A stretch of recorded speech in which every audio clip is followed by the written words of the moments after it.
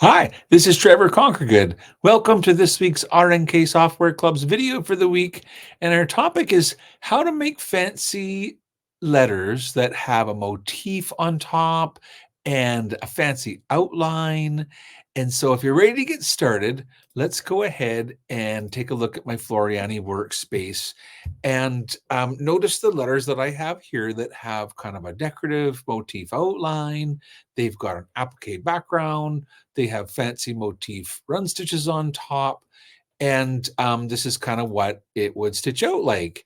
And so if you want to make something like that, let's go ahead and get started. And probably the easiest way is to work with our font play tool. You need artwork. And so really you need what you need is to think of the letters T and C like simply artwork for an image of the letter T and artwork for the letter C.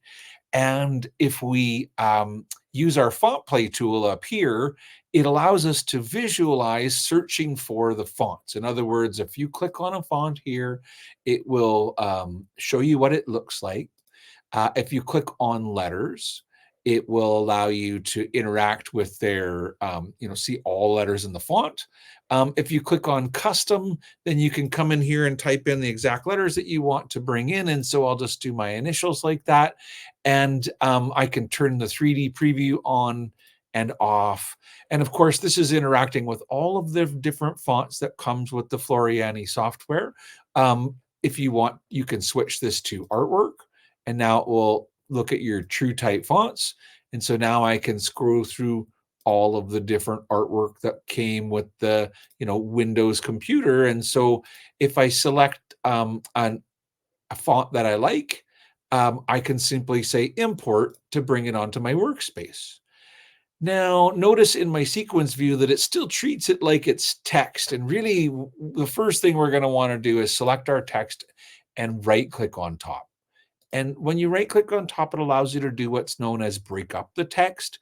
And notice I'm going to do that now. And notice that now I end up with kind of like one piece of artwork for the T and another one for the C. And so that's great because now we have two individual pieces of artwork that we can kind of use as our building blocks to get started. And what we really need to do is select them both and make a copy of them and then paste them. And so I'll make the this sort of second two a different color. So I'll make those ones red. I'll make the first two, let's say blue.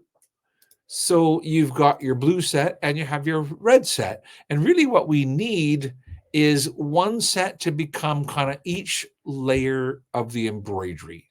So I'm going to go paste to make another set, and I'm going to make that kind of like third set be another color, or it could be the same, but essentially it's easier for me if I give them all their own color. And perhaps one more time, we'll just go copy and paste and make the last set yellow. And so notice I've got 4 copies of the same artwork, and they're all pasted directly on top of the original. And so what I can do is select the first color, the blue, and click on run stitch. So now we have a run stitch for our letters. Now, looking at that, I can see, I'm just going to select them again. They're 0.76 of an inch. And if you want to make a fancy applique like I did, notice that mine were more like 4 inches tall, and really I think the requirement there is going to be you need to make them big enough that there's room for some fancy stitching on top. So there's not a rule to how big they need to be, but 0.76 of an inch seems like probably too small. So why don't I just zoom out and click on a corner? And because I have everything selected, I'm resizing the whole kind of group of them all at once. And if you want to just make it 4 inches tall, you can just use your properties box and come to the sort of tab that says transform. Right in there, I can say, let's make this a height of 4 inches tall. And when I click apply, everything's, exactly the right size. So now I've got my design, and the first color is run stitch. The second color is still artwork, and I'm going to also make that one a run stitch. So if you kind of imagine, it'll sew a run stitch, and then the machine will stop. and then it'll sew run stitch again, and then it'll stop. And after the second stop, we would trim the fabric. So the first run stitch is to show you where to place your fabric. Second one is to trim around. And a lot of times, that one that you're going to trim around, this second one, instead of a single run, I might change that to be a double run. And all that does is make it sew around the shape twice. And that way, when you trim around it, it's a little stronger. So not required, but a good idea. Now the third layer. So imagine in our design that we've just trimmed all of the excess fabric. So kind of like mine, we would have stitched. So let's hide that background fabric. See, it sews the first color and the machine stops. Now you place the red fabric down and it sews the run stitch again. And when it stops this time, you trim all of the excess fabric. And so you'll have like a red background on the inside of it. And now when it starts sewing, it will stitch the motif kind of background on top of your applique fabric. So color number 3 is the motif background. And notice that I use two different motifs, one for the T and one for the C.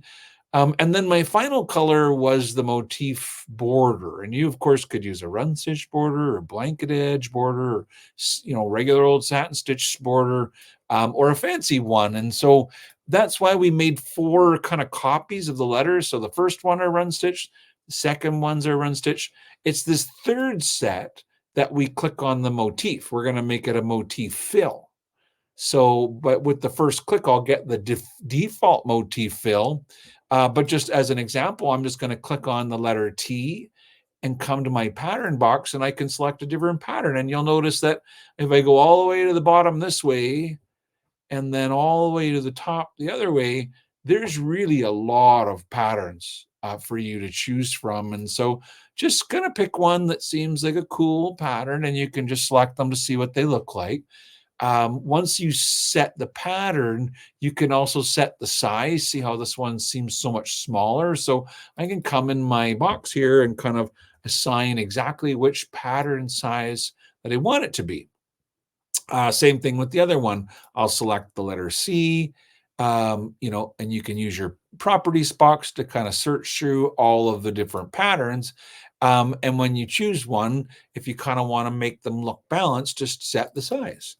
And the other thing you can do in here is you can combine two. So see where it says mix patterns. So right now it's just all this 201 or 250, sorry. But if I select here, I can choose kind of like a second pattern. And so why don't I do this one here, for example? So now I'm going to get 2 patterns that mix together within my shape. So yeah, that's the fun motif background. And then to finish this off, it's that last color. I made it yellow. You would want to choose a style of outline. And so I could go with a run stitch outline to finish it off. I could do a satin stitch to finish it off. I could do a motif outline to finish it off. And the motif outline allows me to choose from, that same, beautiful sort of set of patterns.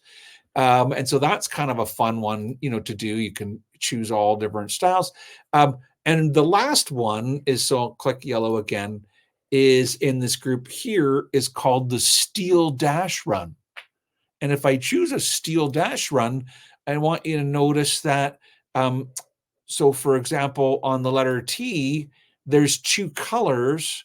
They're both set in green, but I could select color 2 and, make it be a different color. And so you get what's known as the steel run. And so if I select that letter T here in my properties box, what do you want to sew first, the steel or the run? So in this case, it sews kind of like a yellow steel with a red run on top. The red run, let's just select it again, can be controlled by the tab that says run. It's a single run, but if I made it, for example, a motif run, now I'm combining a steel stitch and a motif stitch for my border. So how cool is that? We've got an applique, it's got a motif on top, it's got a fancy decorative steel run border around the outside. And so why don't we do the same to the letter C? We'll just select the letter C. It's got kind of like layer 1 and layer 2 are both the same color. So I'm just going to select layer 2 and change its color, and then select the segment and use the properties box to change the steel and the run to be however you want them to be. And what I'm going to do is make the run to be a motif and click apply. And so I've got a cool border with a cool fill and a cool looking design, kind of like the one that I made here.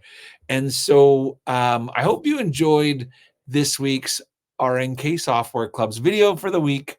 Until next week, have a great day and bye for now.